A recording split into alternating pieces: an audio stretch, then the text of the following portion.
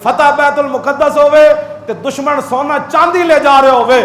تے فوج تے کھڑی ہوئے تے اکھاں ادھر پھیر لون انہاں کہا ہوئے ساڑھے آقا و مولا نے سانو اے نہیں تعلیم دیتی جن ہاں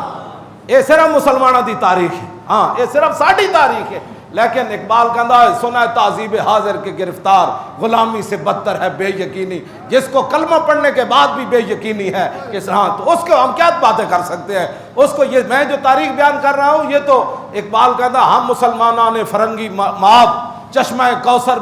بجوین السراب اقبال کہندا اسی جڑے فرنگیاں کولوں متاثر ہاں اسی اے موٹر وے تے جاؤ نا جون دے مہینے دوپہر دے ٹائم تے پتہ لگدا کہ پانی رڑیا نہیں ہوندا اے سراب قرآن نے بھی انہوں سراب ہی کیا کہ ہاں جی کہ ہوندا پانی کوئی نہیں لگدا پانی رڑیا